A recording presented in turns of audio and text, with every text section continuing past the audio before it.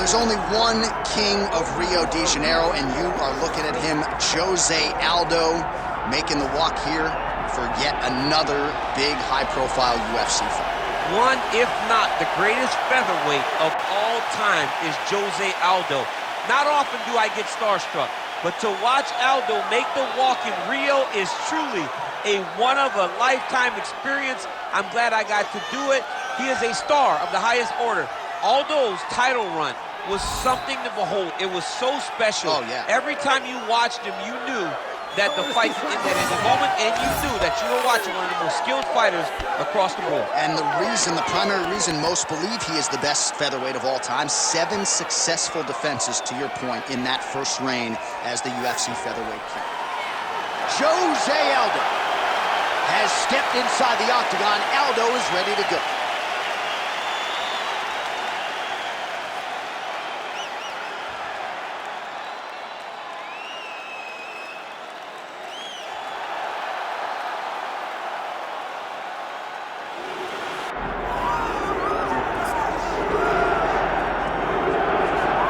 Here's the former UFC bantamweight champion, Dominick Cruz. I feel like it's kind of unfair that he's not here to defend himself against you as he's making this walk, but ubiquitously regarded, DC, as the best bantamweight of all time. I love that word, ubiquitously, or whatever. I don't know how to say it. You nailed it. It's beautiful, but if you're going to talk about someone and use that word, it needs to be Dominick Cruz, because he really is one of the greatest fighters this division has ever seen, one of the smartest guys that have ever been around.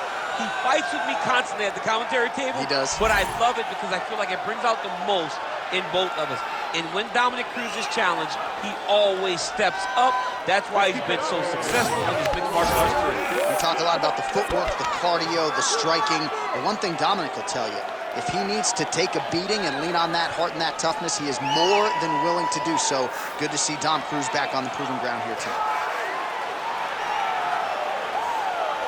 The Dominator, Dominick Cruz, has stepped inside the octagon. He is ready to fight.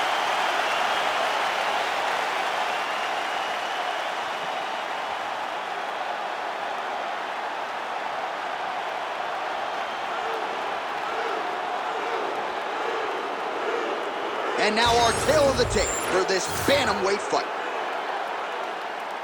Here is Bruce Buffer. Ladies and gentlemen, this is the main event of the evening.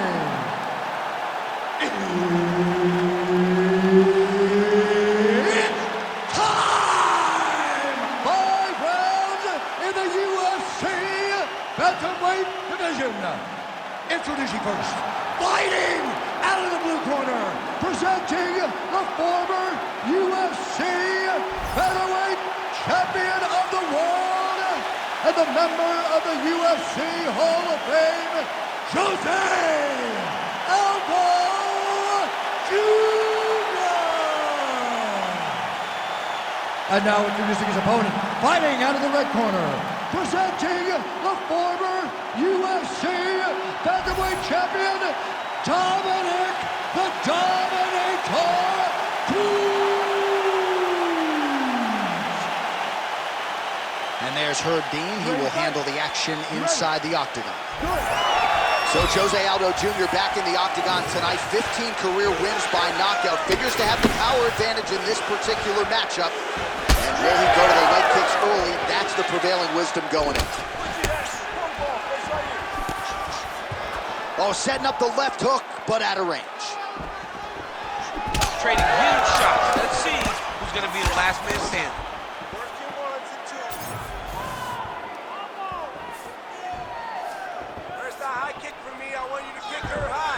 Oh, and he tags him with the straight. Beautifully placed there by Dominick Cruz. That's some power there.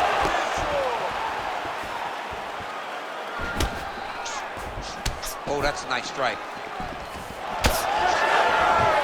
Circling away towards the left now. And he blocks the shot there.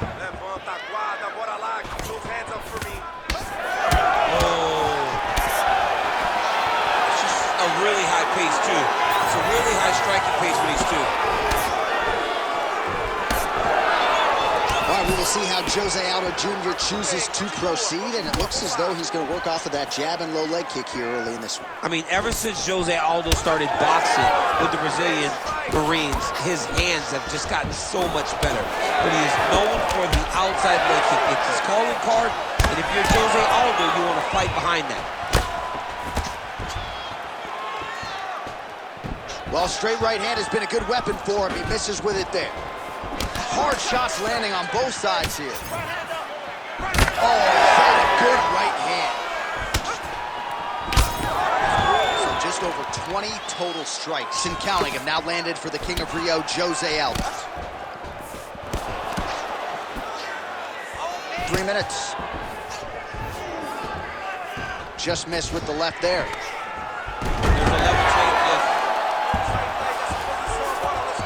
Oh, nicely done there as he escapes back to his feet. Defense there, huge block for him. Cruz is bleeding from the mouth, Daniel. Looks as though there's a cut on his lip. Thankfully, he's a lot tougher than I am. Cannot take those leg kicks clean like that. Ooh, looking to go to the leg kick here, just out of range. That same pace, you're doing great. Good kick. Unable to connect with a right hook. Stay sharp. Oh, huge strike lands there, and somehow his opponent's chin held up. His opponent's chin held up, but you do not want to be on the receiving end of those types of strikes. Late round action here, and it has been vintage José Aldo all night, mixing up his weapons. Absolutely beautiful on the field. He's mixing them up beautifully, and he's doing a great job of wrecking. Taking for a ride. Nice double leg, nice finish. Raise your hands up. Come on, get those hands out. Good job being a threat off your back and not allowing your opponent to get comfortable.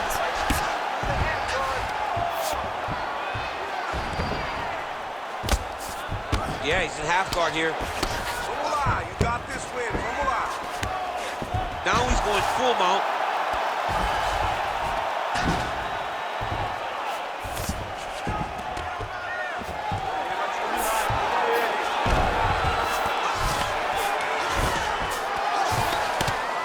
Big ground and pound.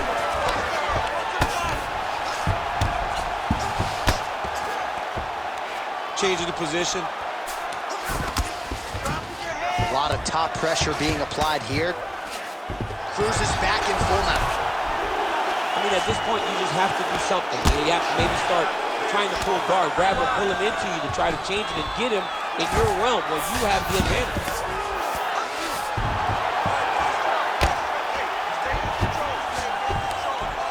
Well, the ground and pound is there once again. Strong work here by Cruz. Oh, nice movement to avoid that strike coming down.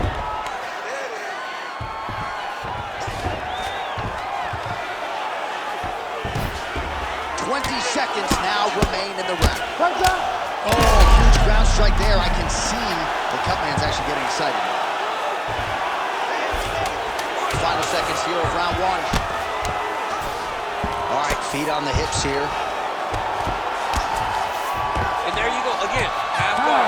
That horn sounds means we have reached the end of round one. All right, there's the horn indicating the end of the round. So potentially a big factor here, ladies and gentlemen. The cut on the cheek sustained in that round. Certainly better to be below than above the eye, but the Cutman's got to get in there and close that thing up. Well, that was a damaging 5 minutes. We'll see how he can recover over this 60 seconds. We'll show you some replays now from that previous round. He was on the receiving end of some big blows, and he wasn't moving his head well. His head was on the center line. He was a stationary target, and his opponent opened up a nasty cut on him. He has got to move his head to limit the damage that he's taking. You ready to fight? Ready. All right, second round underway. All right, next round is now underway. Hopefully the action continues at a high level. Pretty good first 5 minutes. Pretty good first 5 minutes. Both of them can really pick it up. Let's see who decides they're going to lead the dance as we go forward. Oh, huge hook.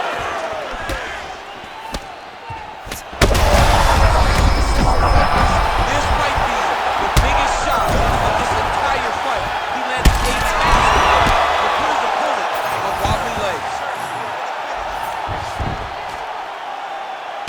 So that cut continues to get more severe with every passing moment of the fight.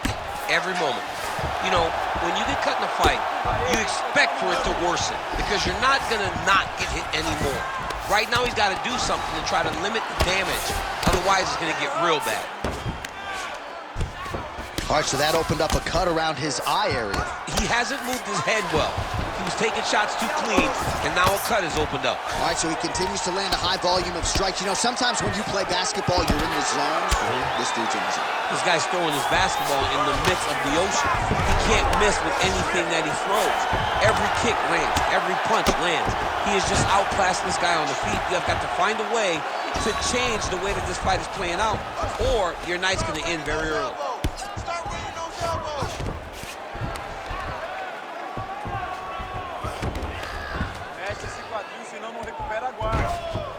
Oh, he's got to be careful there, yep.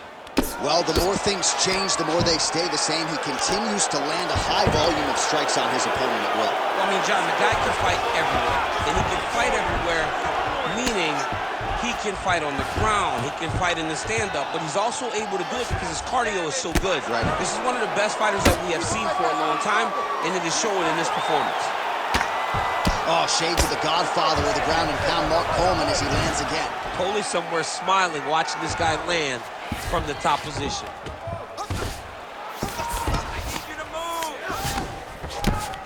Right to side control, yep. Cruz is back in full mount.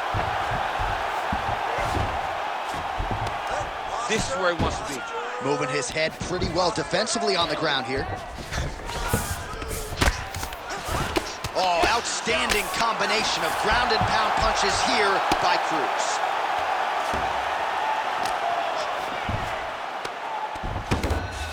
All right, so he's got the body locked down here, DC, or so it appears. This is not a guy you want anywhere near your back. Cruz is really pressing now, and he's got his opponent's belly flat on the mat. Working off of his back here. Looks like he may try to hip escape. Really maximizing his shots here on the ground. Well, at this point, he's got to be way up on the judges' scorecards, clearly winning the fight, and largely has gotten it done with his striking tonight. He got it done with his striking. He fought well behind the jab, but it was the significant strikes that really did make an impact on the judges' mind. Oh, heavy shots raining down. Dean steps in. Holy smokes. What a fight. Make the bad man stop. A nice stoppage win for him here tonight, and the other side just couldn't handle the incoming assault. A flurry of punches, most of them upstairs, and when those big shots land repeatedly, the referee has no choice but to step in and call the fight.